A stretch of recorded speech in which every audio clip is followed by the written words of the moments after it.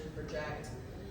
Hi everyone, my name is Shelly. Here, I'll stand up even. Hi, my name is Shelly, or Shelly Von Miller, if you want to be proper about it. And that person in the corner over there, I look a lot different. Welcome to the business of influencing. I don't know how you found out about this panel, but thank you for coming. You were influenced to be here. Yeah, we were influenced to be here. Amazing. I will, before we do the introductions, I do want to do a disclaimer because The lawyer's present. Yeah, because the lawyer's present. I actually have a disclaimer of my own to do after this. So. Okay, perfect. Okay, disclaimer. Though a lot of us have years of experience and have degrees in these fields, we are not the authority on everything. We will bring up examples and look at some lovely viral clips and talk about them, but our conversations are purely speculative and not concrete. If you're looking for financial, legal, or consulting advice, please feel free to hire any of us. Yes, we are hireable. Or get in touch for a referral to someone who might actually be able to help you better. Lawyer. All right, also, similarly, I am a lawyer, but I'm not yet your lawyer, unless I'm literally your lawyer. Hi. In which case, everything I'm about to talk about is for informational purposes only. It does not constitute legal advice. It does not create an attorney-client privilege relationship. What I'm trying to say is, please do not take this information and try it at home. Go to a friend's house. Period. And you could quote him on that. Well, on that note, hey, introduce yourself. Hey, my name is Noah Downs. I'm a lawyer, but I'm a cool lawyer. Doing that one. I know, it's my favorite one. And so I work in the industry as a content creator, attorney. I represent content creators on YouTube, Twitch, Instagram, TikTok, etc. I also represent designers and publishers in the tabletop space and the video game space. And in general, do interactive entertainment and media across the board. So we work with film clients as well as television clients. So some of the recent projects I worked on, I can talk about this now. I worked on the Guild Kickstarter with Felicia Day most recently, which was a lot of fun and a lot of work. And right before that, I worked on the Legends of Evangelist Neon Odyssey Kickstarter. So do a lot of law stuff, but it's a lot of fun stuff. So you can find me on the internet at my lawyer friend. Oh, also I have a podcast I'm going to be talking about today. It's called Forgotten Paths. Hi, I'm Tanya. I'm internet ne'er-do-well, but my actual thing I do is writing, narrative design, video games, and tabletop. I forget what year it is that I've come to GenCon. I talk a lot about these things online. I do a lot of panels at GenCon and other cons. I'm actually as part of the Writers' Symposium, and then Shelly invited me to this panel. So I'm someone who talks about, influencer, and also I will call influencer a dirty word because it is. And because I've been doing this is actually my 12th year being on Twitch, 9th year being a partner. I will mumble how many years I've been in content creation in general, but unfortunately I've come along and grown and fallen with the influencer sphere, so I have a lot of thoughts. Hello. All the microphones. I'm just here. I'll pass it to KP. Hi, I'm Kailey. I wear a lot of hats, mostly on the internet. I am the former influencer manager, creator, partner manager at Wizards of the Coast for Dungeons & Dragons specifically. I have been working in the influencer management, content creator space for also many years. We're going on well over a decade at this point, just in the internet space, working in marketing. I'm currently the Vice President of Marketing at Infinite Stories, which is a digital platform for TTRPG creators that protects against generative AI. And I have been a content creator myself for almost 2 decades now, and we are, you can find me on the internet at Hop a Barbarian pretty much everywhere. That's me. Oh, 2 mics. Careful, they're gonna... No, let's not do that. Hello everybody, my name is KP. I go by KP Blevins Studios, and I am a photographer, performer, and as of last night, an Emmy-winning game designer and cultural consultant. Thank you for having me here, and happy to help. Hi everyone, I'm Taylor, aka Spanky Taylor. I'm a Black variety content creator, TLG performer, K-pop enthusiast. I'm also the marketing outreach director for Boss Jelly Bean Publishing, aka Safe Mode Disabled. So yeah. And hi, I'm your moderator for this, Shelly, or Shelly Von Miller, if you want to find me on the internet. I've been making content since 2008, I'll say it with my full chest, so nearly 2 decades, and have, like Tanya, seen the rise and fall of very different platforms and everything like that. So it's gonna, when people were like, yes, I want to do this panel, I was like, cool, all right, let's do this thing. So, yeah.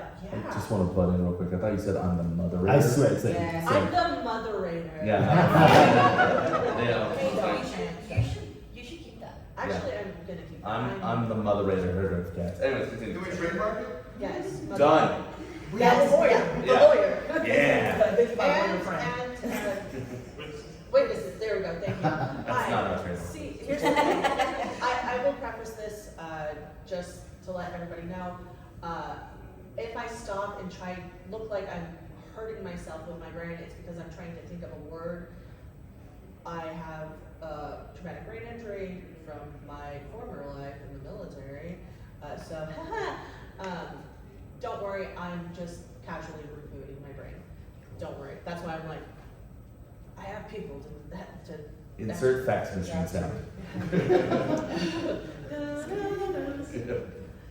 But I mean, we have a plethora of different experiences. How do you balance your regular responsibilities if you have a regular job or your content creation job with your content creation responsibilities? I'll go first because I'm awake. Yeah, so obviously my day job is law, but because I'm a creative, I was an actor before, I was a lawyer, I need to stay engaged and fulfilled through creative work, which is why I do the Forgotten Path podcast. So the way that I kind of balance those responsibilities along with my streaming on Twitch, etc., is the work comes first because it's day job. It pays the bills, it has to. But fortunately, it's adjacent to the industry, so my clients, my coworkers understand, hey, if I need to take a second away to record an hour of a podcast, I can do so. But in general, what I do is I try and find the gaps in the schedule and create content that is conducive to the schedule I have, as opposed to trying to create content that is going to be a part-time job that I don't have the schedule for. If you think about it like this, if you have a part-time or a full-time job, if you're looking to get another part-time or full-time job, because that's what this is, broadcasting, creating, etc., then you wouldn't take two jobs that both require you to be there Saturday and Sunday from 9 to 5. That just doesn't work. So you've got to figure out where you're going to create your content in a sustainable way so that you can also try and get your 6 to 8 hours of sleep a night, whatever you need. Now, where this equation gets even weirder is when you have a child, if that is in your future or in your life, as I recently did, and then that just goes crazy. They become part of the content. No, I'm kidding. They don't do that as the lawyer. But they become part of the scheduling. And so your life, your family, etc., it all goes into it. So if you want to get into creation, if you want to get into influencing, if you want to do all of that kind of stuff, you need to make sure you're doing something. You're not trying to just imitate the next person down the line. You got to do something that fits you, your schedule, and your style. Because otherwise you're going to burn out real quick or drop off, and consistency is key. For me, because unfortunately I'm one of many unemployed game developers right now. But for me, I was lucky that I worked on a Pacific time zone schedule and I live in Central. So I always streamed in the morning, knowing by 10:45 a.m. if I was streaming in the morning, I had to be logged off and logged into work. And for me, at least streaming on Twitch has always been a hobby, because I'm just going to say this now, we may cover it later. Do not rely on streaming on Twitch or creating YouTube as a way to pay your bills. As a little point of interest, I did the math. If I wanted to pay all my bills on Twitch, I would need 1,500 consistent subscribers. Because fun fact, Twitch takes half before you see a penny. So, as I knew this was something that would never pay all my bills, it was always a hobby, it was always a fun thing, lifelong gamer, big Dragon Age nerd, and that's what got me into streaming. So it was always again, with the day job, that pays my bills, it paid me well. So by 10:45 a.m., no matter what, I was logged into work. And then I'm not a nighttime streamer, but then weekends, but again, it was fun. It was not, I'm streaming, working, streaming again all the time. And like Noah said, it is also a part-time job. You have to do your own marketing, you have to do your own editing, everything. So it's very much here are my finite hours. And then once I was no longer employed, I still stream when I feel like it, because once you lock in and are on all the time, it becomes a chore and then you hate it. My content creation goes in phases. I don't particularly work on in a consistent way, but that's because my job is content creation for other people.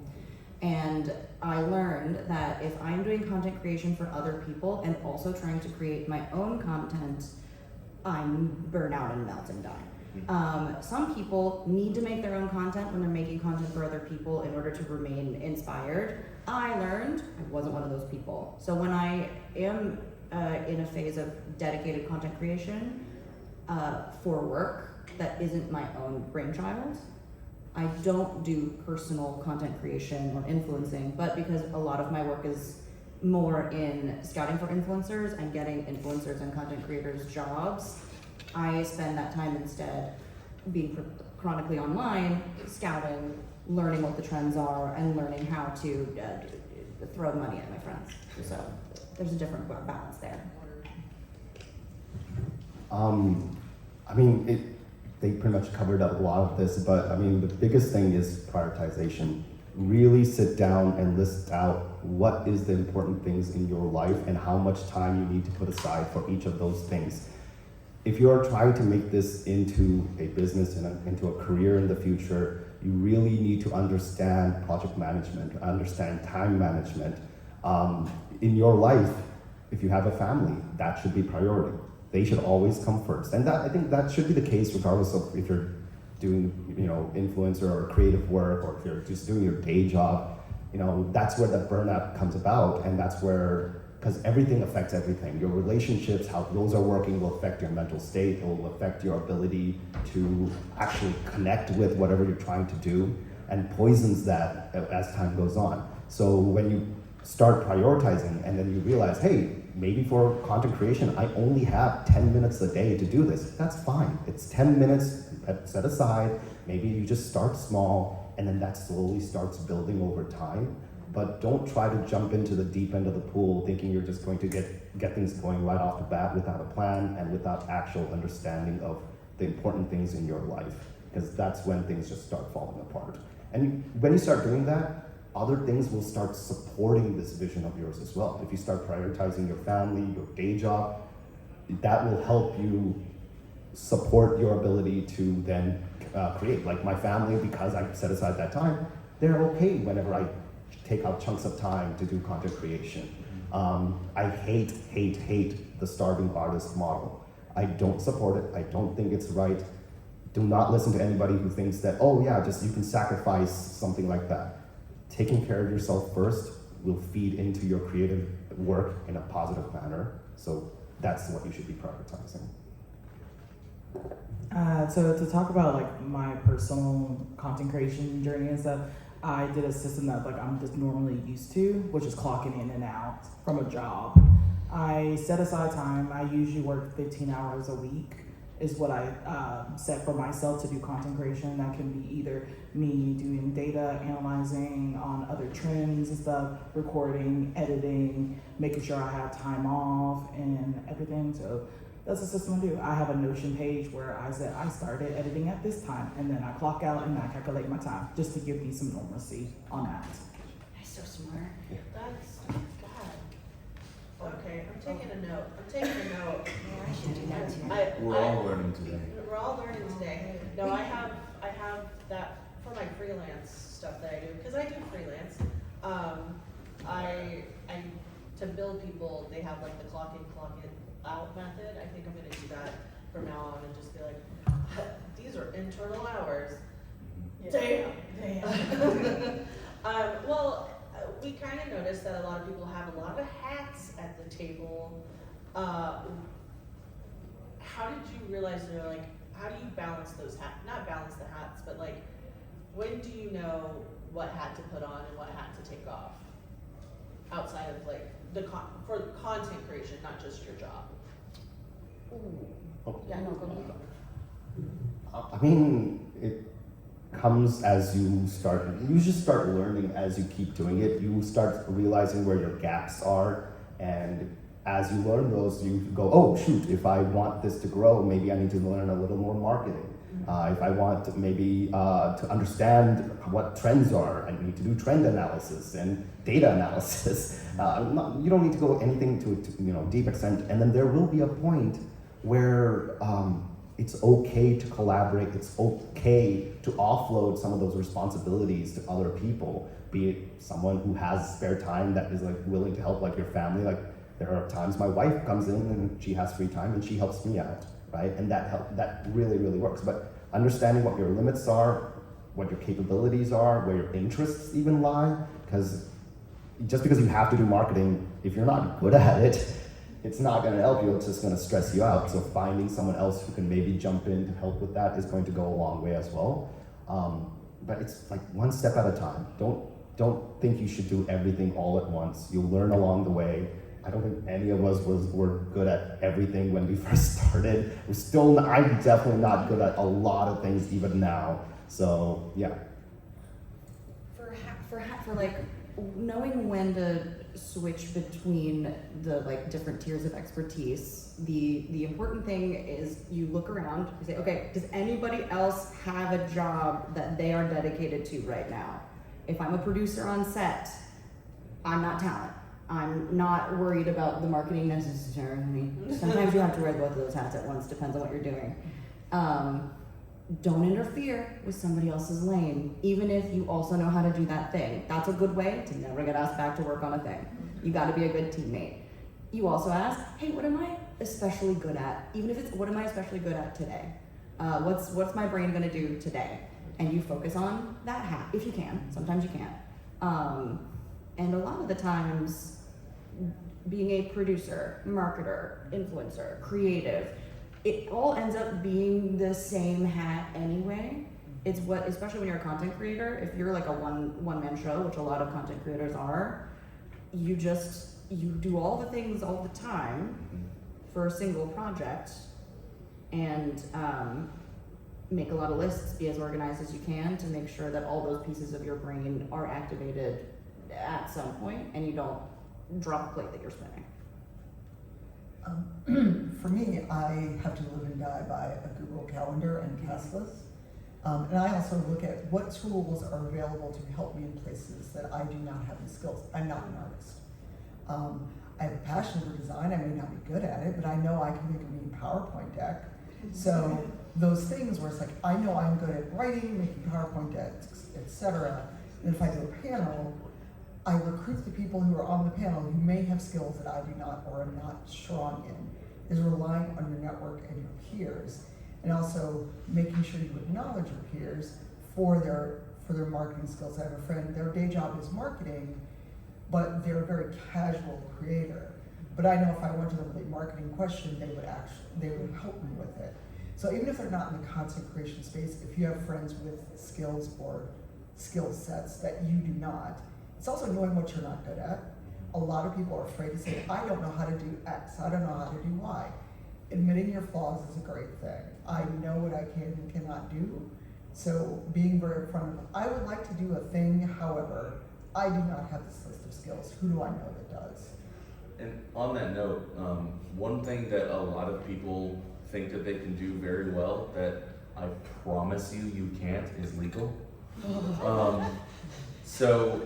One, if you're using ChatGPT or Claude for your legal, don't. For many reasons, but don't, because I mess with that stuff all the time, and it's really fun to mess with people that are using ChatGPT or Claude. But two, even when I need legal help, hire a lawyer. And I'm a lawyer in the space, because a lawyer that represents themselves has a fool for a client. And think about that for a second.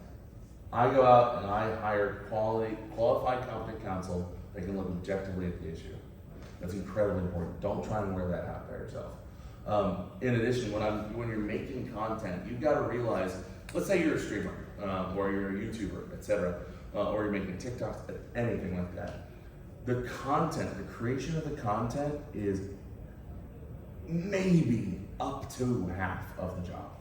The rest of the job is running your business, doing those analytics, staying up with trends, networking, making sure that you have those friends that you can call, and it's not going to be an ask. It's going to be, oh yeah, absolutely, we're super chill. I'll totally work with you on that. Or if you have the funds to hire them, doing that too. And that network, that being a good person to other people, is going to come back in spades, because this is a small industry. And guess what? It's influencing, so your reputation is really important. And that's not just broadly, that's interpersonal, because word travels fast. So don't try and wear all those hats. Make sure that you are good to other people, because you're going to need help at some point. Yeah, I don't know why y'all are on this panel. I don't know why you say yes. That's weird. Yeah, it's so weird. Taylor, I interrupted you, I think. No. Just to go back to my clocking in, clocking out, I try to not wear more than 2 hats a day. It's a very big thing to help organize your projects and everything.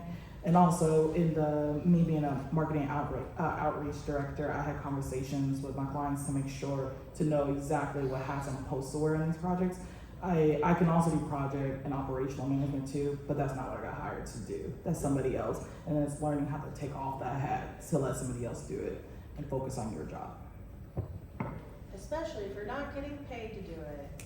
Don't do work for free. Don't do it. Well, okay, so I kind of wish we had an accountant on this panel, because, look, that's a big thing that a lot of people don't look at. I feel like that's my fault that we don't have a It's your fault. No, so it is kind of, it's not your fault. I'm the one that brought the panel together. Fine, that's cool. There was a taxes panel. Was there a tax panel? Oh my gosh. But yeah, no, I've worked with accountants before. My mom is a bookkeeper. I know accountants. Unfortunately, they're all on vacation, because the second half of the tax season, guess what? Happens soon. Yeah, very 2 soon. weeks. Yeah, you think it ends in April, it doesn't.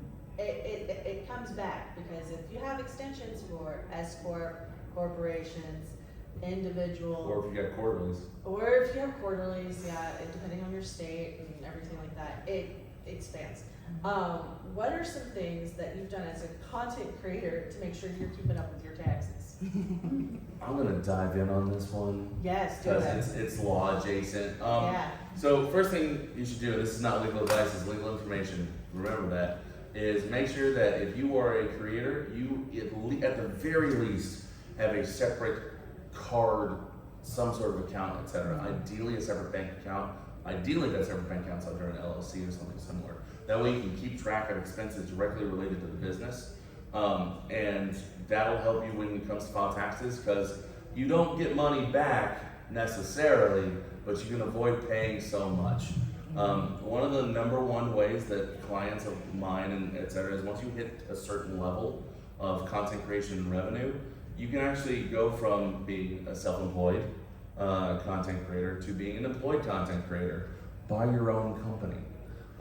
So you create an LLC, you make an S election, you run. Hold on, I'll get there 1 second. Save the questions to the end. Yeah, questions on You create an LLC, you put yourself on payroll. Guess what, guys? You're no longer self-employed.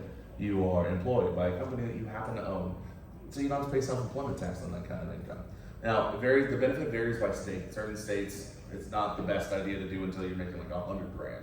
But in a lot of states, it really does help with taxes, and it can pay for itself. So that's one way to kind of do that. I just filed my taxes. That's great advice. Do you And do you at least hire somebody, or do you talk to somebody? With what money? Yeah, I think next year is the year that I finally have to hire someone to do my taxes, because I have done too many different jobs this year. When you can keep your income under like an LLC and like a personal or something like that, depending on your the way that you break down work as a freelancer. Sometimes you can manage with like the free resources to do it, but once you hit like Yeah. 3 to 5 different kinds of work as a freelancer with different titles and things like that. I would normally recommend getting somebody to help you so they can help you avoid paying so many taxes. Yeah. It's just expensive to And paying TurboTax. Yeah. Once they say, pay for this, I'm like, don't pay TurboTax. It's a scam, period. Good. I was just gonna say, if you can, invoice everything. Yeah, Get paperwork. paperwork. That especially has helped me a lot in keeping track of how much actually I'm getting paid for things. When it comes to my services, like say for photography services, I have my own booking application that I use, and that keeps track of all of the various bookings I've done over the year, and I can calculate based off of that. I do my best whenever I say come to conventions. I keep track of what my expenses are, because that can also be tax write-offs because you're here for business. So those are the sort of things you really, and having your own bank account and a separate way to track all of that is going to be a huge help, because you don't have to worry about looking through your entire bank statement of which was what for what again, sort of a situation. But yeah, make sure you have paperwork for when you get paid. And when you're invoicing, payment schedules are things that can be negotiated when you're contracting with clients. Hey, Do that's not listen, because I was on the brand side when I was working for companies like Hasbro or Dell or Logitech. There are brands who will say, we'll pay you in 6 months. No, that's not getting paid. Net 30. Net 30 maximum. Net 30 or die. I have defaulted to net 15 so that if it's net 30, then that's like a negotiation that so they'll feel like they got something at me. Yeah. Your mileage may vary based off of how audacious you feel like being with the brand. You can find net 30. Absolutely. So payment schedules, net 30 is going to be, or it could be net 60, net 90, net 15. It's when you are getting paid by your client. So it is 15 business days, 30 business days. Sometimes it's business days, sometimes it's days. Read your contract, right? Yep. Read your contract. Hey, have a contract. First thing, I'm gonna let the lawyer talk about that, but have a contract. Again, speaking from the dark side of the people who we would use our brand contracts if a creator didn't have their own. It's always gonna be in the brand's favor. So net 30 is going to be when you get your money. Sometimes you can get 50% on execution of your contract. So once it's signed, you get half up front. You get a portion up front. You can say you need all of it up front. Technically it's up to you, and it's relatively negotiable, but so do that. Save all your receipts for everything you have ever done. I haven't gone to the position to do quarterly at this moment in time. A lot of my stuff has been W-2 forms and stuff, so everything's been very manageable. But I do free consultation with a influencer accountant agency called Cookie. It sounds weird, but I do use them a lot. They've been helpful, and they'll let me know when it's like, oh, this is time to start locking down, but I haven't made it to that income, and I already have the appropriate tax form from the companies for that at this moment in time. Cookie does great, by the way. Nate's fantastic. So, and on that note, if you are having multiple income streams as a content creator, because that's what you're going to be doing, you're going to be having 1099s from sponsorships. You're going to be having 1099s from Twitch. You're going to be having, if you would get stock or shares in a deal, you might be getting K1s, which is, That's a whole other it's a whole other thing, or dividend, 1099 misses, anything like that. You need somebody, either yourself or someone else, that understands on Twitch, for example, if you're getting paid out via PayPal, PayPal's going to report that income and send you a 1099, and Twitch is going to send you a 1099. So don't get double taxed for that money. Don't report it twice. Make sure that you're identifying that, oh yes, this money went to PayPal, PayPal sent me a 1099, and Twitch sent me one. That's the most common mistake that a lot of creators have when they get paid out through PayPal. One way to avoid that is to not have PayPal act as a bank account. Do not do that. Take your money out of PayPal on at least a quarterly basis. The number of content creators I represent that have used PayPal like a bank account, that got their PayPal account frozen as a result. If I had all the money that they lost as a result, I would have retired 5 years ago. It is insane. I had one client that literally had over $2 million in the PayPal account and it got frozen. What? Yeah, it was bad. That hurts. Good. Yeah, I know. So make sure you're keeping track of that stuff. And when you are getting ready for taxes, you should be ready for taxes come tax season, because you're going to be bookkeeping. You're going to be tracking all this stuff in an Excel sheet, creating basic formulas of this minus this is my income for the year. These are all my deductions. These are all my expenses. This is what I had to pay out.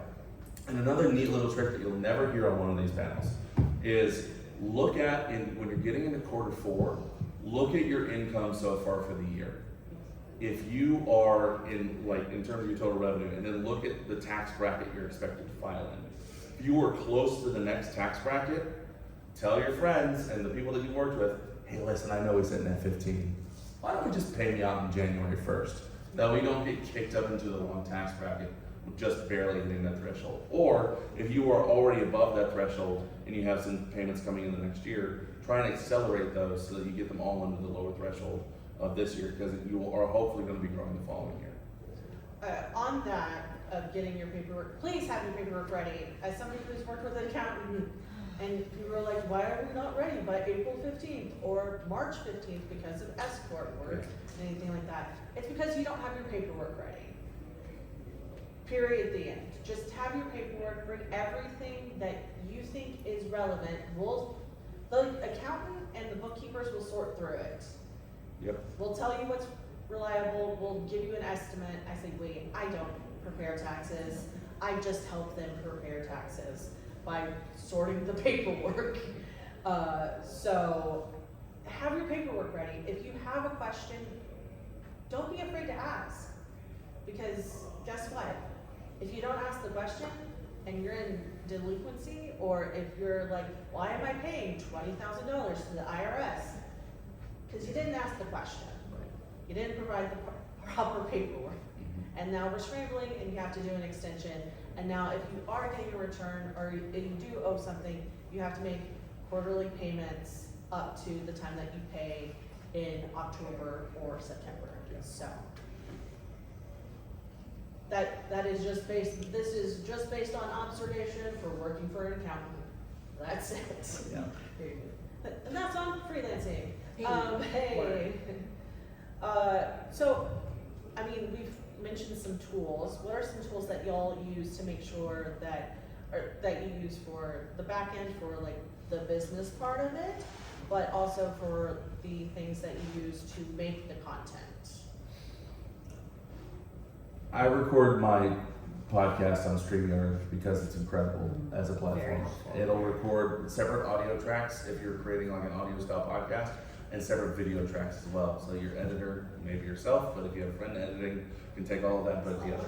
I cannot shout out StreamYard enough. It's a not a lawyer thing that I'm recommending. Just such a good platform.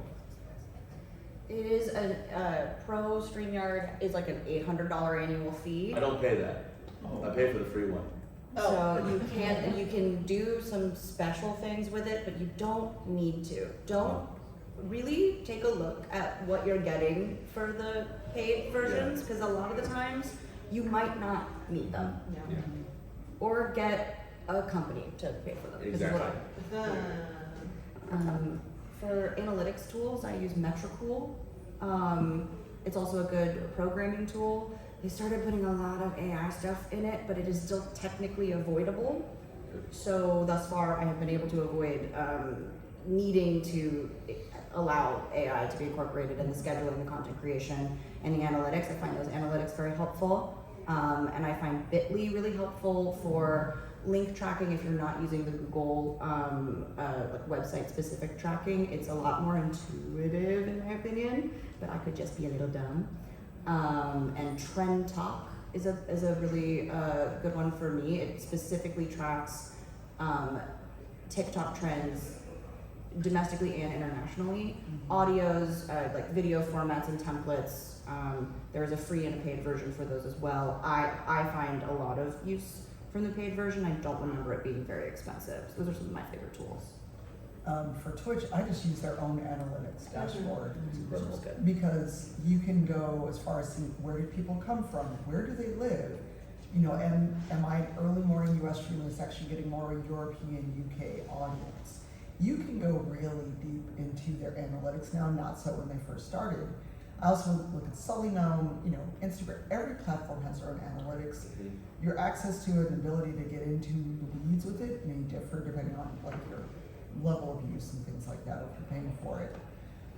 In terms of making content, I live and die in Canva, and like you said, it is trying to cram AI in there. So every time I open it, I have a minor conniption, but I've avoided using AI tools.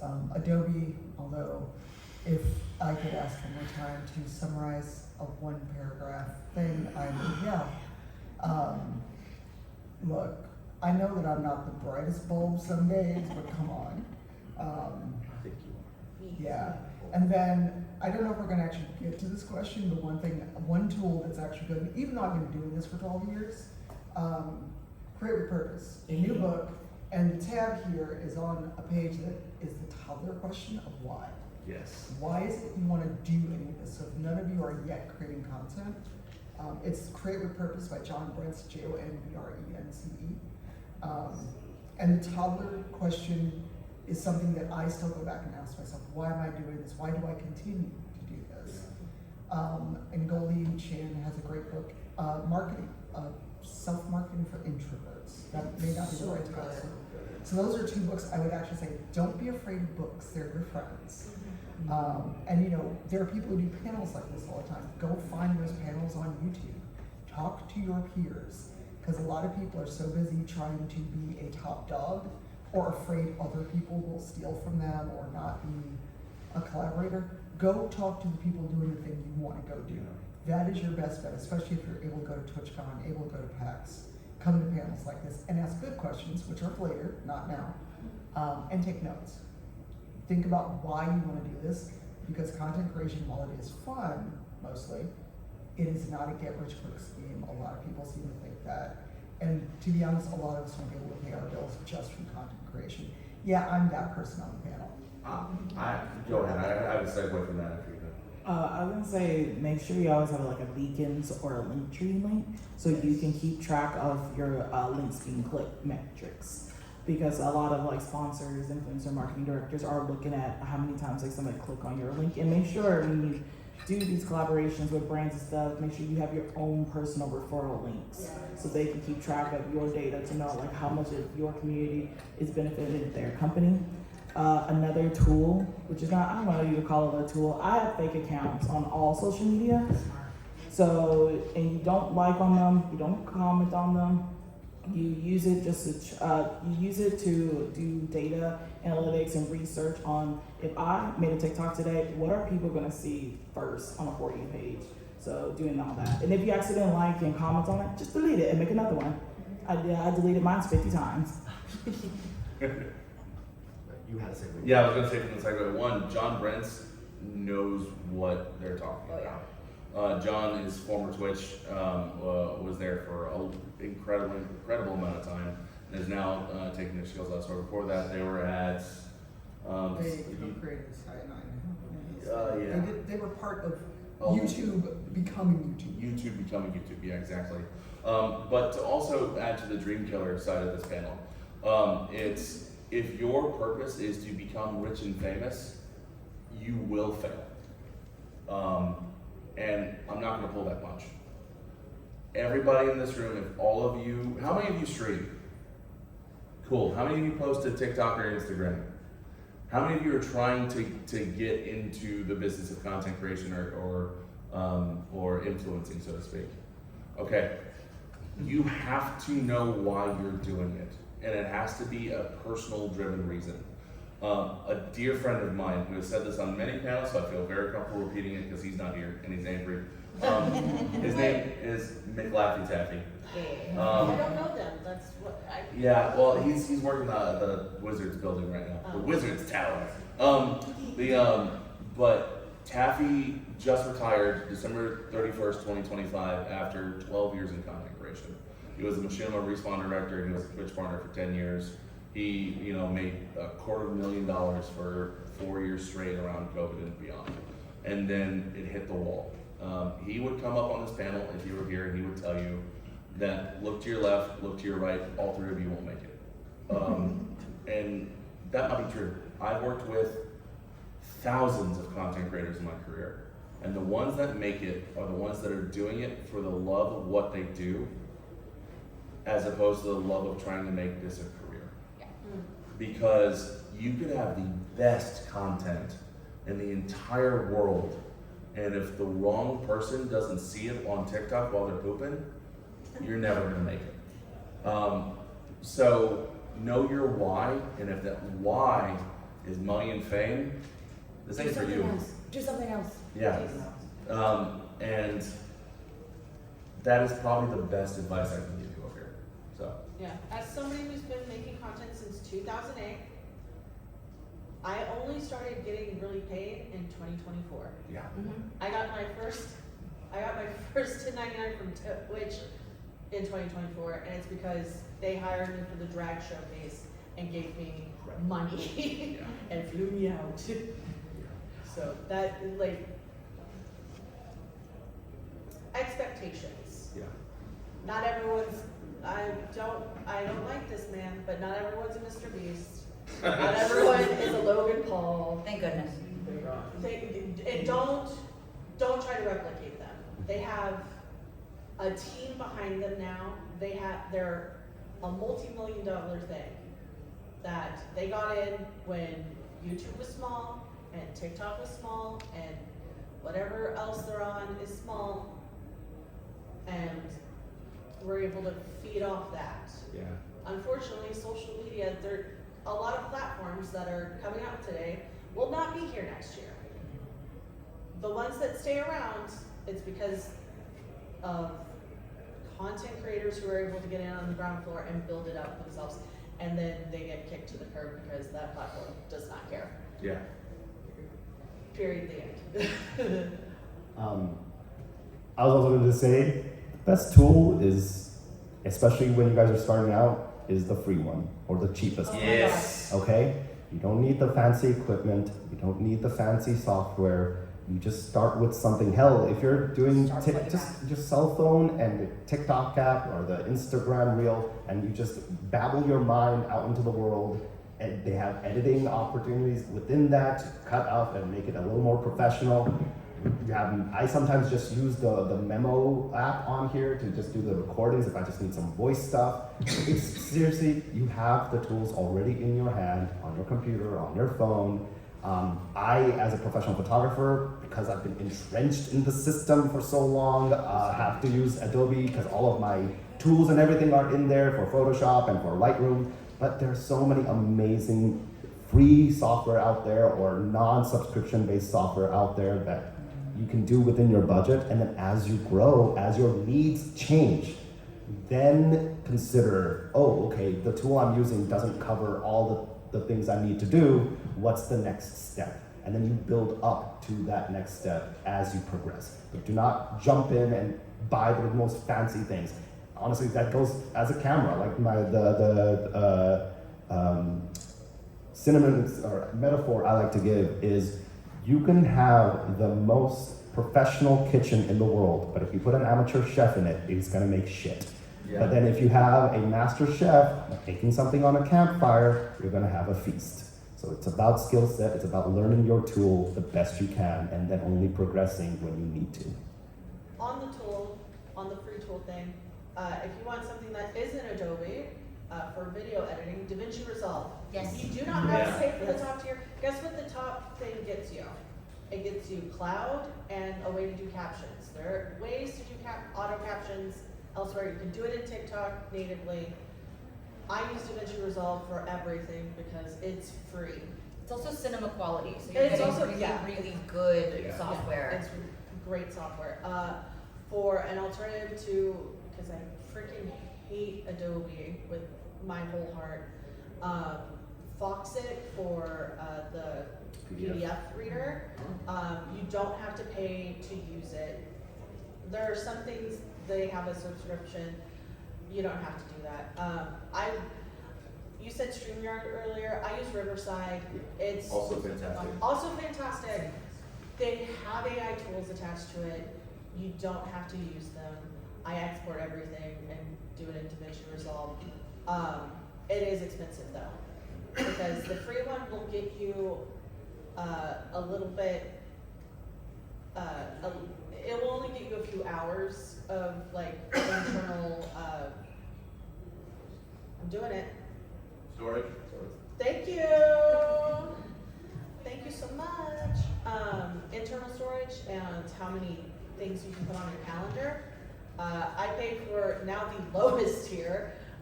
They've added more tiers because Money. money. The hellscape. I have a theory. I'll discuss it afterwards of why.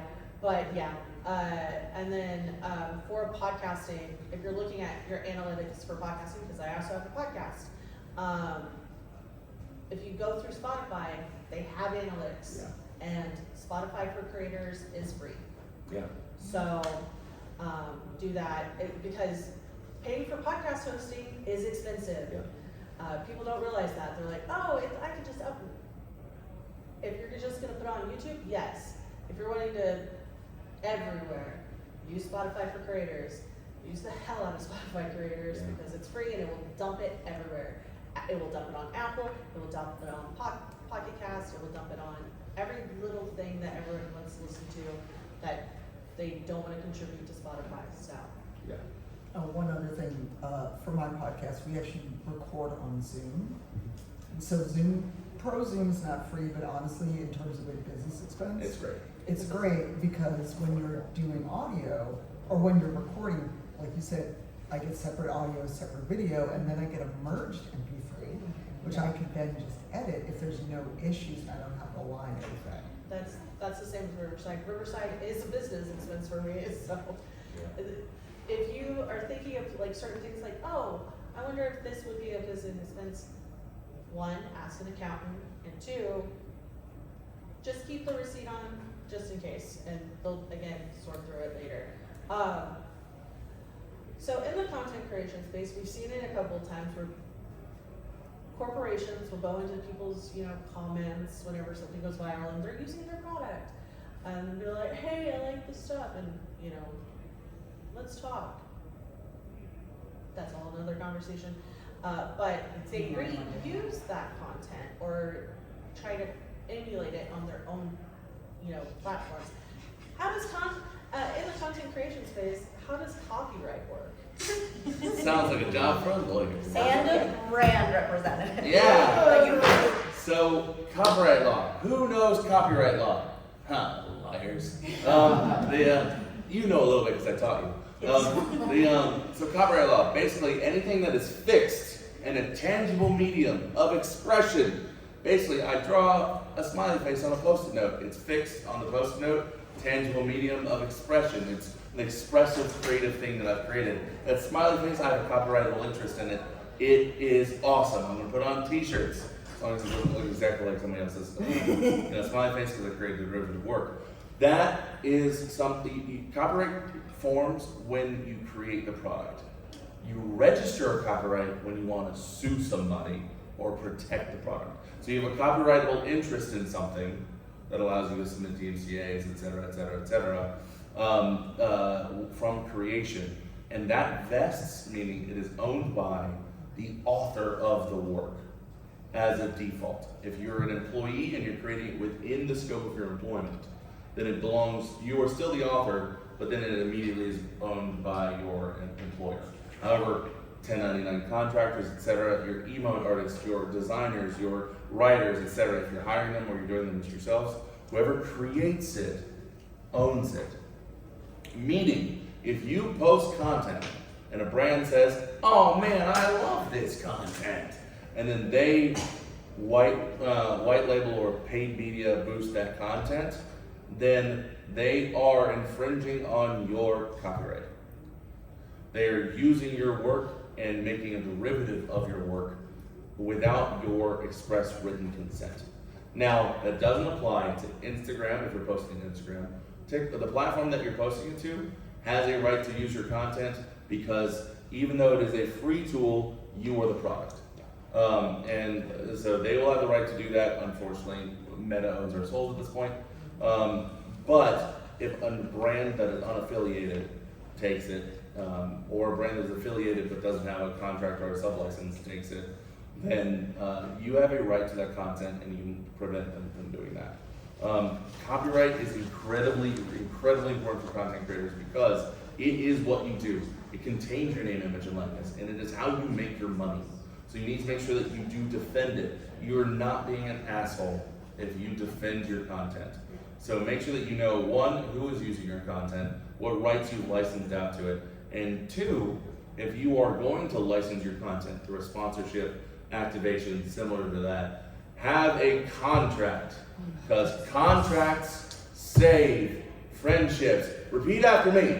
Contracts save friendships. You remember nothing else. Remember that I have a podcast called Forgotten Paths, and contracts save friendships because the contract will determine how long they can use the content, if they can put paid media behind it, can they flip down, bop it, reverse it, flick it, whatever.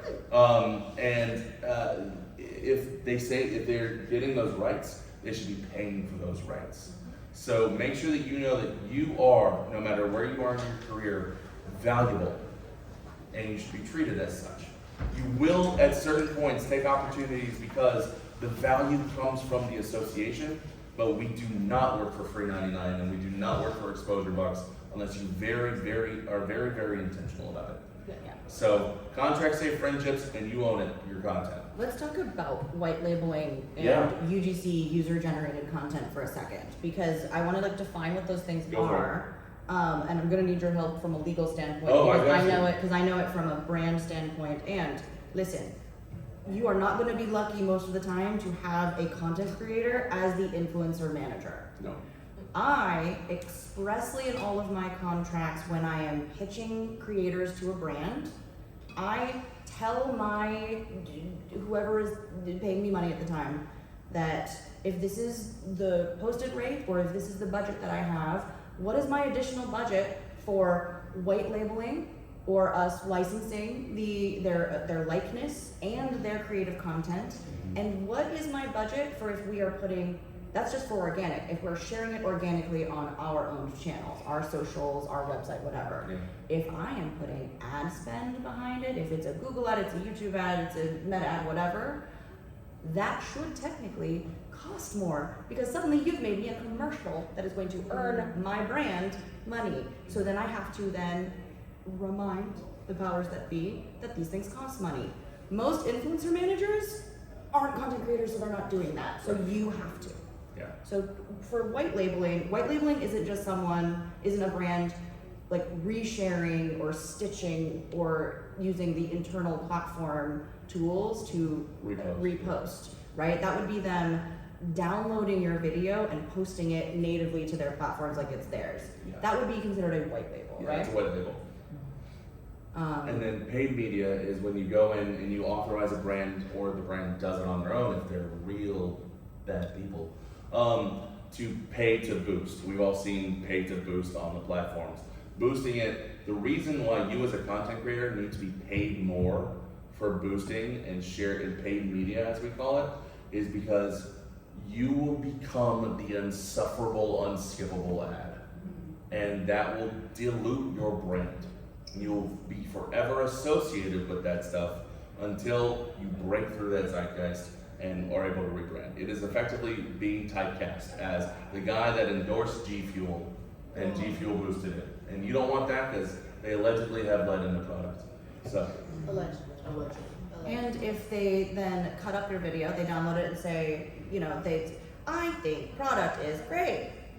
If you don't have protections against that in contracts, they'll just do it. Yeah. In perpetuity is the scariest word in a contract that I ever see, and brands love it. Yep. I also come from the side of product photography as well, and that's a huge thing. Well, in general, photography and videography, when I work with clients in contracts as the photographer, I retain rights typically to the actual photos unless they want to purchase the rights from me. And that is something that you then can decide how much value you want to put on that to give away the rights to someone else, as they say, in perpetuity, or you can set time limits. But that is something you really need to make sure you negotiate during a contract of how much value is your work.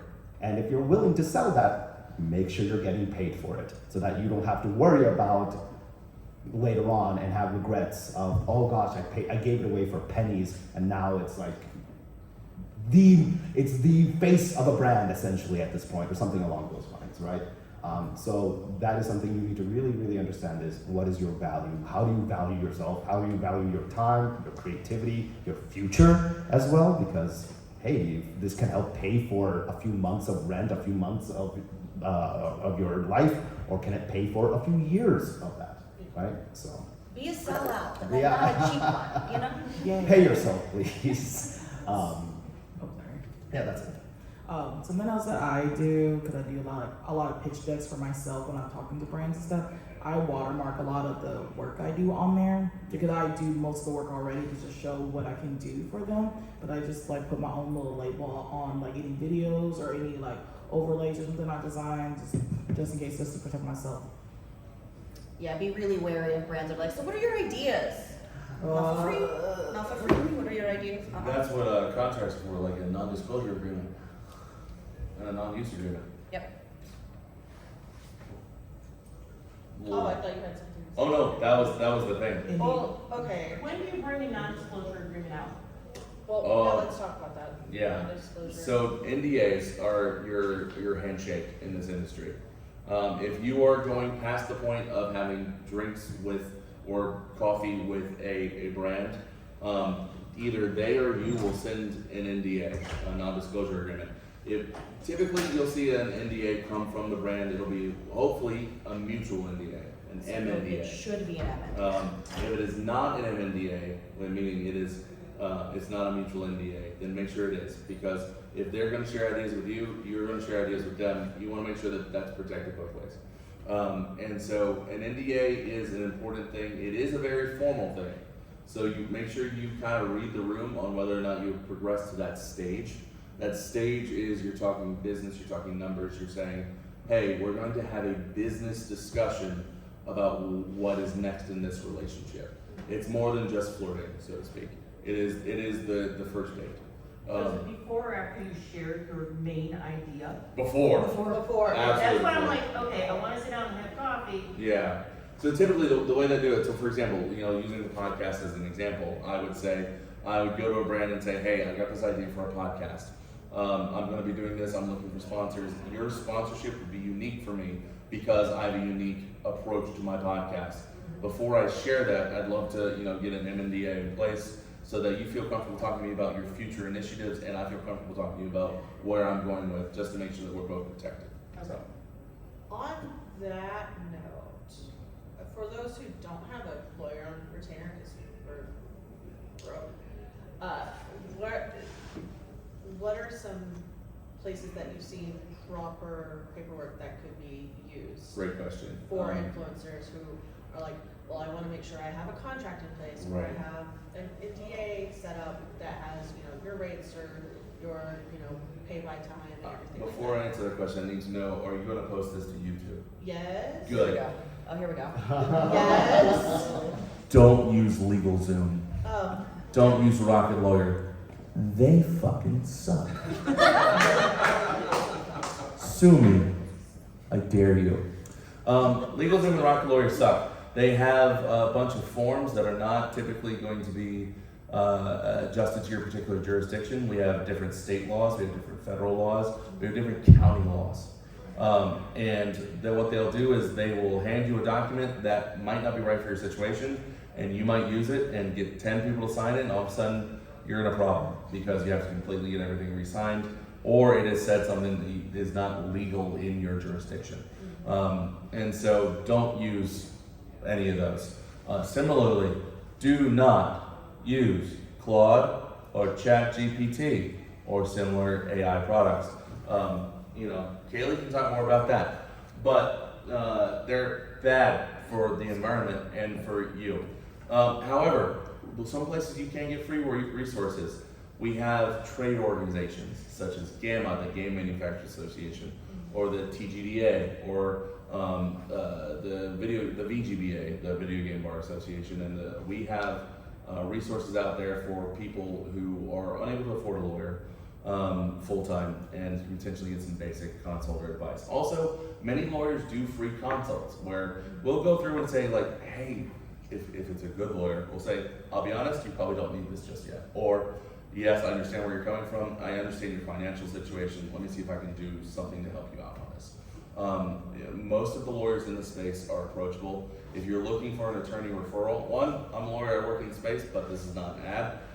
You can also go to the trade organizations, and they typically have vetted lawyers. For example, I'm head of the legal subcommittee for GAMA, the Game Manufacturers Association. And whenever somebody needs legal help on that side, but they don't have a lawyer to turn to, you can reach out to GAMA, and GAMA will reach out to me, and I'll make sure that person is placed with the proper attorney. This community is a community for a reason, and we vet very strongly. We have successfully weeded out the bad apples, but because more and more money is pouring into the space, you're gonna find lawyers that are, brand spanking new. Oh, this is so great, but they're really just part of a big law firm that's trying to get a cut of this, and they're not gonna help. Yes. This could be terrible advice, and I will turn to I'll you tell to you, tell don't me. When I first started out and I needed a contract, not as a photographer, but in other things in content creation side, I turned to my friends and be like, hey, can I look at your contract to see how you set it up? And is it okay if I maybe emulate some of that aspect that works for me? Yes. How do you feel about the contract that I created? Sometimes because you kind of have to create your own contract based on your needs. Once again, there might be loopholes, there might be gaps in your contract, so don't take this as the way to do it, and that's why I wanted to make sure. But at least that'll get you started on something that might actually work for you, that has worked because it's worked for someone else, right? And they've been able to protect themselves because of it, so you can then use that as a template to then get started on your own. And the only thing that I'd recommend on that note is I wouldn't necessarily take a contract that a brand has sent you and use that as your template, because that is always going to be brand focused. It is going to protect the brand, it will not protect you.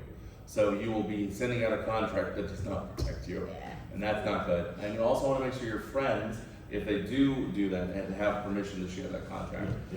Some attorneys in the space, ourselves sometimes included when we work with corporate clients, do copyright their contracts just to make sure they can't be reshared. However, I fully encourage some of my clients just to share stuff around because people need help. So I'm not a gamer. I'm All right, just figuring actually, this out with my, We're gonna hold questions. Yeah. I just want to know what type of lawyer to ask. Oh, entertainment lawyer. Thank you. Yep. That's all I was asking. Yeah. Shelly, I actually have a quick thought. Yeah. So before we even get to the contract part, Yeah. what I do is ask for an agreement of work. Yes. I'm going to do X, here are my rates, here's what is due at the time we sign this agreement. If we move on to a contract, if I can, I get a lawyer to look it over. But I went and got templates, and I have shared agreements, very specific ones, or if I do consulting, because I've consulted with many video game studios, both indie and AAA, and I make a redacted version of, obviously, if the game is not out, if it's still under a code name, I redact the relevant information and go, this is what I did for a consulting contract with a large studio. Obviously, details are redacted, but if someone has asked me, well, what do you charge? What do you do this? Because here's the thing, if you are not clear in what you are agreeing to work on, they will try to get a lot more out of you than you are anticipating doing. Very quick example is, I worked on Watch Dogs 2. I did a full playthrough, full executive summary, and Ubisoft wanted a week of my time. Like 9 days, because I was playing the game all the way through before release and giving them a written executive summary. I was like, cool, you want a whole week of my time just for this? And I will just tell you, I was like $15,000 for my time, and they paid it because they wanted 9 hours a day for 6 days of my time. And don't be afraid to ask for what you're worth. Don't be ridiculous. Don't quote some ridiculous price because then I'm like, cool, I'm not paying you. Yeah. But sit down and think about if I was working a day job and they want 8 hours a day, including a lunch break, etc., what would I be getting paid? Or if you have a day job and this is a side gig, what am I losing by taking this work on that would normally be paid by my day job? Can I actually expense if I've got to order in because there's no time to cook a meal, can I expense my three meals a day? So get an agreement of work before you do anything, before you sign a contract, and then also get feedback, set a feedback meeting and go, you want executive summary, here's the draft, we agree on this before it's finalized, and then be very clear on what you can talk about once the work is done. Because if you're working on something that isn't announced or isn't released, clearly you cannot discuss it until it's out in the vault. And how many rounds of feedback Correct. you're willing to do. Yeah. Quick tangent on when you are telling people how much it's going to cost to hire you. If that's a scary thing to do, because it's always a scary thing to do, pick a slightly higher than a reasonable rate. If you're worried about being too expensive, you can always say, my standard rates are XYZ, and then, but I am happy to offer a la carte options, or I can be flexible depending on your budget. So I'm happy to tailor what I can offer based off of what your needs are and what your resources are. You can instead of just saying it's going to cost you $20,000 because you don't know who you're working with necessarily super well over their budgets, you can say, my standard rates are $20K for a week of work. But depending on your budget, I'd be happy to customize a package for you that'll get you what you want, right? That way, a brand isn't immediately scared off. As an influencer manager, when I get those pitches, right, I have a lot more room if I know my budget isn't 20K, it's 10K, right? I can say, oh, 20K is a good number for me to know, so that I can now say, okay, so maybe I can get half the work, or maybe even a little bit more half the work for 10K if we can tailor something to a budget, right? So it's a little bit, it can be customizable if you show that you're politely flexible, but you do have standards, you know? Yeah, good. I was just going to say that, especially when you're early and starting out, you're going to be nervous in these sort of meetings. And this is something that actually I'm eternally grateful to Tanya for, because I provided photography work for one of their events, and I remember this conversation we had about budget and how much to charge, and like the way she had to, at that time was like, no, you value your work. Even with your friends, even with the people who want to support you, you value it properly, and the ones who actually want to support you will end up supporting you, and the ones who don't, who were trying to like penny and nickel and dime you, those are the people who you're just going to start avoiding in the future. But that, being confident, being forthright, even with your friends, even with the people that care about you, about your prices, it's going to go a long way in building that confidence for you when you start meeting people who are strangers, who are businesses, and help make sure that you can actually stand up for yourself, right? So. But also don't let that confidence turn into arrogance. Yes. Yeah. Everyone can be replaced, and everyone can go find someone who is more in their budget if you don't drink your own Kool-Aid. I will also say, along the lines of what Tanya said earlier, you got to think of the opportunity cost of what you're doing. Every yes is 1,000 no's. That is the words that I live by this year. If I have a client that is nickel and diming me, because as a lawyer, I give away a lot of stuff for free. I give away a lot of free time. If I have a client that's nickel and diming me for something, that's not a good fit for me at this point in my career. And I'm always budget and cost conscious for my people. And I think any professional is, because we want to build our brand, we want to build our business, we want to work with great people. If you are working with people and they are not great people, then they're not great people for you. Mm-hmm. And you got to think, yes, I need this money, but what is the cost of this money? Am I going to not be able to take an opportunity, or am I not going to give the attention to a better client that I can grow with because I'm bogged down in negotiating an invoice with this particular client? I'll be candid, I've fired 10 clients this year. Not because I wanted to, but because I respect my team too much to allow somebody to take advantage of their time and to disrespect them. And that just won't fly with me. All right, we're gonna do some clips, because I always get these clips on the lovely algorithm that is the hellscape of the internet. Oh yeah. So I would love to get some lovely feedback from you wonderful people. Let's see. I don't know that. I can't. We can't see You it. can't see it here. Yay! Okay. Okay. be one of us.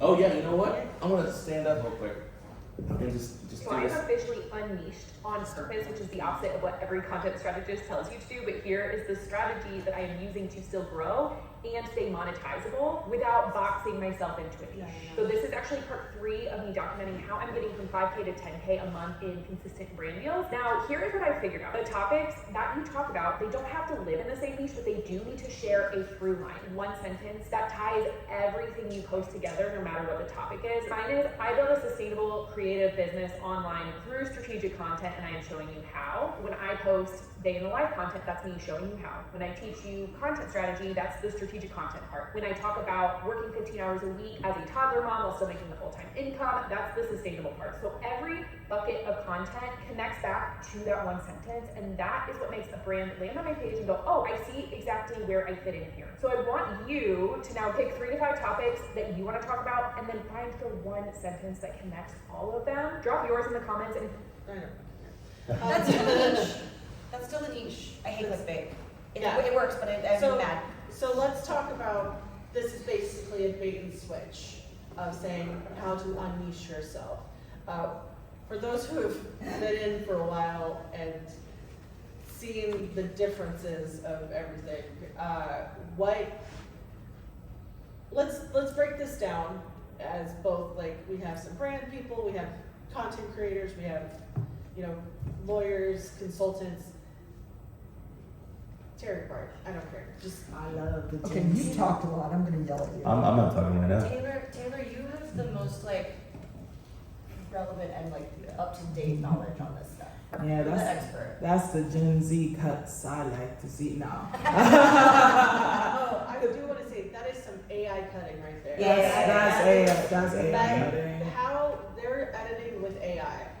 If you can't tell, it's the slight cut that's in the same frame, but you can't tell because you feel like it's streamed through. That is, they are editing with AI. Period. Yes, but there we go. Yeah, the Gen Z's cuts, and so because there's also like the millennial pause in the beginning of a video. That's like how you analyze a quick short form video to get your attention. Also, like the captions on TikToks and stuff, very too fast and stuff because of our attention spans. We need something moving at all times on the screen. That's not just the person standing there. The way they're talking, too close up. That's how they'll tear it apart right now. Why it is trending right now, hardcore. It's really just on our attention spans with this because it got me hooked. Not gonna lie, as a TikToker. But it is like a heavy AI video. What about the content of what she's saying as far as niching, unniching down and Unniching. but unniching a niche, not having a niche your niche, while also selling her business as a content strategist. That was a lot in the video. It gives me all of that 1984 think God. speak sort of a vibe of niching, I think you're gonna. By AI too. Yeah, because at that point, what does that even mean? Like, you're just going to make general content of everything and then be nothing? But yeah, like you said, that in and of itself is branding and niche work that she's trying to do. So. It seems like it's just rebranding or something. Yeah. It's just branding yours. Hey, make content that is associated with itself so that the content you make feels like a brand so that other brands want to pay for whatever you do. That should be common sense. She's not providing actually any value, which is the other big thing that they say that content creators are supposed to do. She's just saying a bunch of fancy words really fast that kind of sound good and kind of make sense. And if she says it fast enough, maybe you won't realize that she's just saying the thing that everybody else is saying. And that you'll buy her $600 course. And you have to rewatch the video to understand which is. So then she'll get more views. Is how it works with that. But yeah, with the nicheness of the content, it just gets bad rap for variety content creators, like that's like what I do. Like I talk about a lot of random topics and stuff, but I have a pattern on it, and I won't talk about 3 topics in one video. That's why, like in my statement, variety content creator, TWG performer, and K-pop enthusiast. I do talk about K-pop, but I also next week I'll talk about D&D and stuff. But you know the hook of the video at the beginning, and that's it. And that's like your niche for this. I see a lot of this on the fitness content side because recently I've become a fitness nerd, and that's what my podcast is about. And that feels very much like the videos of, oh no, it's going to raise your cortisol, it's going to raise your blood sugar. Yes, that's what happens when you eat food. But it's like, oh no, your cortisol is going to kill you. By the way, here's my $500 supplement, it will save you, or focusing on one body part, etc. So it feels like that very, I'm going to terrify you with fancy words, but I can save you, by the way, here's my class. And I'm a variety person. I talk about games, I talk about tabletop, etc. But also leading with, I create content that is of a varied nature versus I'm just a variety streamer. There's also a way that you can phrase this. And she's phrasing it in the, I'm going to terrify you with unknown terms and words and place myself as someone who can save you only if you buy this for $999.99. It's a visual LinkedIn post. Yeah. Yes. Yeah. Oh, I didn't get this from LinkedIn. This is. Oh no, but No, but it it's was cross-posted to LinkedIn. Oh, for sure. Yeah, For sure. I mean, similar to the type of written stuff that people put up. Oh on yeah, there is definitely a 6-page AI generated LinkedIn post attached to that video. I was once mauled by a tiger. Like, You know, I was lost. This is what it taught me about project management. yeah. That was a little bit of operations. Well, this is we're getting to the part where I say we're getting to the part. This is the part of the Q&A. Woo! Woo! Hey, I will disclaimer this. When asking questions, please do not go into a whole story. We do only have 9 minutes left. Please keep your questions short and to the point. And if you're going to start on a tangent, I will cut you off. We're all adults in this room, and if you're not, I do not condone children in the content creation space. No child And that labor. includes No family. child labor. No child No labor. child. My child has never been seen on the internet and will never be seen on the internet. So yeah, if you have a question, please, you don't have to introduce yourself, but yeah, like, let's start this one. Managing pseudonyms in the business space. Oh, yeah, I know I introduced myself with my proper name. If you see me after this, do not call me by my actual name. I will not be happy. As somebody who is also a performer on stage that uses Shelly Von Miller as both a stage and online presence, when people use my proper name, I do not like it. Set that boundary. Yeah. I use my proper name here because I am a professional, I am a freelancer, I've been doing this for a very long time, and at one point was using my proper name in content creation. I do not do that anymore because people are freaking weird. Yeah. Set a boundary, that's it.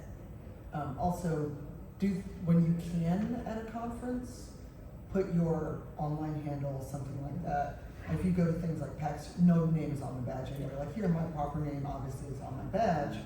And I've got a weird case of, I got a Wikipedia page, I didn't make it, I didn't consent to it, it was just suddenly there. So my whole life is now on the internet, including my full name. But also, like Shelly said, be very clear. Like, I stream on Twitch, and sometimes people I've known for years will come in and they can call me Tanya. But then people who are new, like, oh Tanya, I'm like, I don't know you, you are a name on the screen. It's like, oh, I was just being friendly. You can be friendly elsewhere if you want to use my whole name. I don't know you, and I'm probably not going to like you now.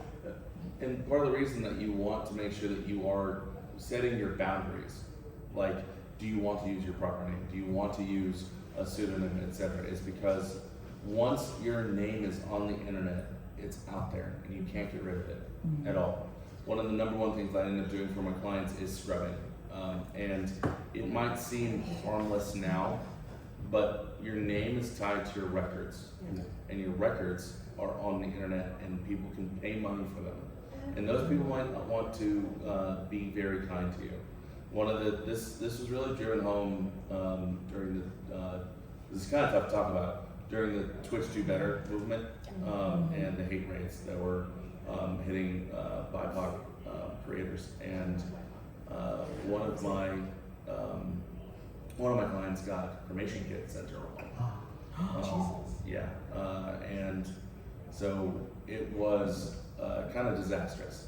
So make sure you do protect yourself, because the internet is the place where you will make your money in this space, but it's also the place where those people live.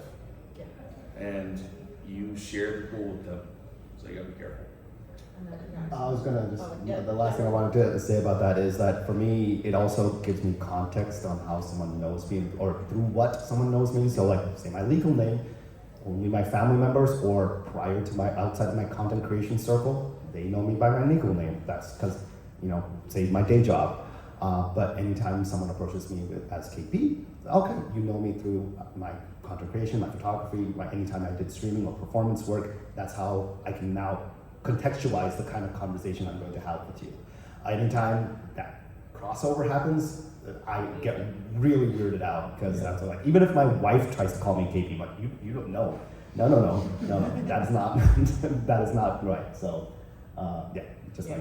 When I do my introductions, it's with intent that I always put the name I want to be called first, but I always like say what I am known for, like Taylor, aka Spunky Taylor, so people know, because there's 1,000 Taylors out there in the world. I'm gonna try and keep it fast. Yeah. I was going to say, somebody getting into this, all this is great. Some things I didn't even think about, but what would today you tell day one? Don't do it. Don't do it. 2018, don't do it. Don't put your business out there. Do not vlog while you're in uniform. Oh yeah. Don't do it. Yeah.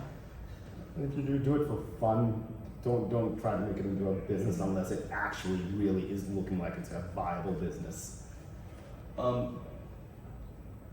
Be cool around other creators. Number one thing, you're gonna have the opportunity to meet a lot of really cool people who have numbers attached to their name, and unfortunately, people assign value to those numbers. The people you're gonna meet are just people, and it is okay to say hello as long as you're not interrupting something, and they're in a position where they're welcoming in. Make sure you do your research ahead of time. Don't just walk up and hug somebody. It's okay to do an approach if they're open to it or if they're saying something. But if they look like they're getting mobbed, don't be the reason that they're there for another 3 minutes.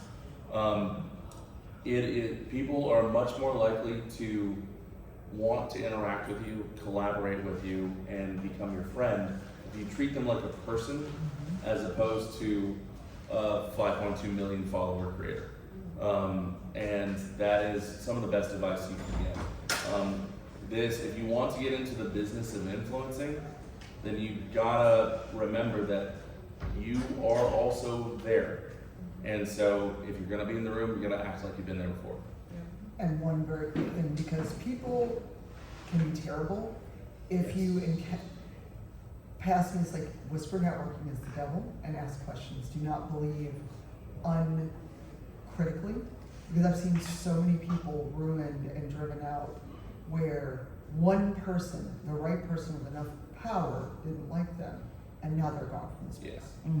Ask questions and be very critical of things, and people come to you, oh, did you know so-and-so said such and such? No, I need receipts, or get out of my inbox. We only have a few more minutes, and I'm pretty sure so yeah. Just really quick, I was going to share a piece of software I found really useful is Milanote. Love Milanote. That's great. Yeah. All your little ADHD thoughts, you can organize like creative stuff, you can like do scheduling, it's great. I've learned something today. Yes, Milanote, great. And there's a little button where you can, if you see something, you go beep. There you go. Outside of that, thank you so much for being here. Really appreciate it. Let's go down the line and reintroduce ourselves. I'm Noah Downs. You can find me on the internet at my lawyer friend. But if you forget that, just download the Forgotten Pats podcast. I don't care if you listen, just download. Thanks. I totally forgot to say it when I did my intro, but I'm Cypher Tier everywhere online. I have 2 more panels today. One is about Afrofuturism. I am moderating that panel over the Writer Symposium. I believe there are still tickets available. And later, even though it is sold out, people may not show up. I get to talk about writing sex scenes. Whoa! So I am very excited to have a fun, spicy topic to end my evening on. And then tomorrow, I'm doing a thing that is not a public thing, but I'm around. I stream on the internet. I talk a lot. I will actually be speaking next week in the Future Press Connect if anyone is in or around Durham, North Carolina. Ooh. That's really close to me. Come visit. Yeah. I am and have been Kailey Bray. You can find me on the internet at Puppet Barbarian. I've got 2 more panels today. I think one of them is in this room. We have Bells and Whistles, the art of running multimedia games with Christoph from Cantrip Candles and Stefan Pokorny from Dwarven Forge and Masood Haq, who has just been killing the game lately. And me, I'll be there too. And we also have Intro to Professional GMing with Kylie Rose and again Masood Haq, and that'll be over in Crown Plaza. So all of that's available. Also come to booth 103 and find me at Infinite Stories. We're cool over there. Very cool. I'm KP. I go by KP11 Studios. If you're into photography, if you're into performance work or anything like that, come check me out. I'm KP11 Studios on all the socials. I'm also a cultural consultant and a writer, so if that interests you, please come and reach out. And I'm Taylor, aka Smoky Taylor. If you would like to see more of me, again, I'm everywhere at Smoky Taylor, except on Twitch, with Smoky Taylor Games on there, because I can't get my name back. When I was Twitch, give it back, you cowards. I deleted the account and everything, so I can have it back. But if you like to see more of me today, I have last panel is actually an actual play. If you love the show Yellow Jackets, we're doing our all-film cast of Call of Cthulhu, located at Union Station Grand Hall from 1 to 3 p.m. But if you'd like to see me online, I'm on an all-black table of a cyberpunk witchy world called Hex Heist. And if you love ARGs, and if you want to know what would you do if you was a witch and stole all the money in the world and you can't spend it, that's what we did. We have 2 seasons. Yeah. Woo! And I'm Shelly or Shelly Von Miller. You can find me everywhere on the internet at Shelly Von Miller. I have a podcast called After the Table where I talk to actual play creatives and stuff like that. I'm reading Smut at midnight tonight. Woo! Awesome. All right. Thank you. Have a good GenCon. You're amazing, talented. Goodbye.